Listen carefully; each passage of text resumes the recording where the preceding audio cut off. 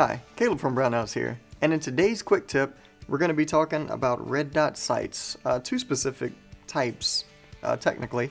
We're going to be talking about open emitter and closed emitter.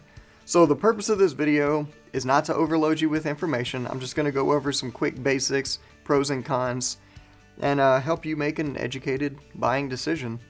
Hopefully that's from us, but wherever it may be, at least we were able to give you a little something. So, with that being said, I never do this in the beginning of a video, but I'm going to do it this time. Please hit that like and subscribe button because it helps us out a ton. Now, let's jump right into it. Two main types, open versus closed emitter. And the two I have in front of me here, I'm going to be talking about Trijicon and then Aimpoint. Now, the purpose of this video is not Trijicon versus Aimpoint, right?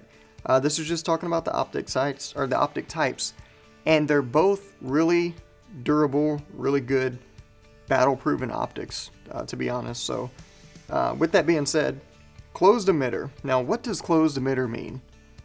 It just simply means that the emitter that's projecting the dot is on is in between two pieces of glass, right? So, you got glass in the front, you got glass in the back. Now, whenever we talk about open emitter, you have your device that's emitting your dot in the back of the glass, and then the back is open. So I can actually look down. I don't know if you probably won't be able to see it on camera, but I can actually look down and see that dot, where that dot's projecting from. Alright, so pros and cons of that, and I won't set this down, I'm going to hang on to it here. So pros and cons of that is, you know, English is hard. Alright, look at the actual sizes of the red dots. So this is your standard Trijicon RMR, and this is your Aimpoint Acro. This is a P1 actually. Now, the Acro is a bit beefier, right? Some people describe it as a mailbox. I wouldn't go that crazy. But it is beefier, and it being larger, if you look at the window size, the window is actually smaller on the Acro. And with an enclosed emitter that's especially as durable as this one, that's one of the trade-offs. But another trade-off here, so we're right now we're in favor for pro for the RMR.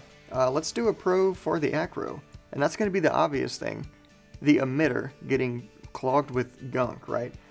So because the emitter's inside of this one, if you're carrying this gun in adverse conditions, you get mud on it or something, you're carrying it on your gun belt.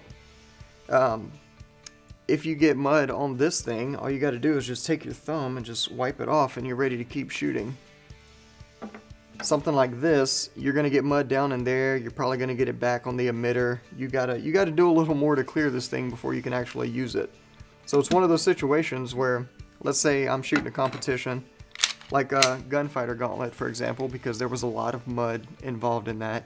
Even though it hadn't rained a drop in a few days, they made sure there was mud, right? So if I pull my firearm to draw on those targets after I just crawled through a bunch of mud and I can't see anything, so with an open emitter, I got to dig in there and get that junk out, do one of these numbers, get it off of there, maybe try and take my shirt.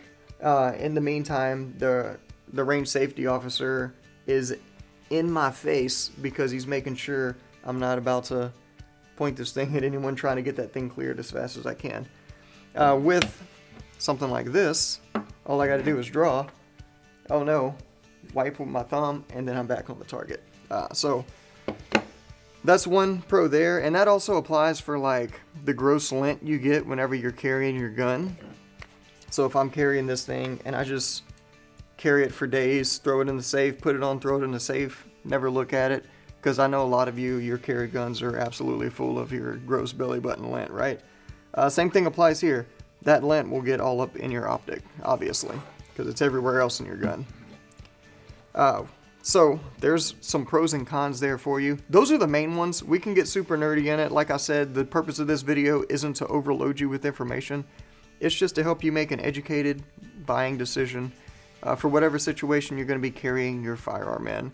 And which pros and cons are more important to you, that's going to be personal choice. So, with that being said, if you have any questions, comments, concerns, feel free to post them down below. Like I said, hit that like and subscribe button. And if you need help with anything for any reason ever, feel free to give us a call on the tech line. We'll be happy to help you out. Thanks for joining us, and we'll see you next time.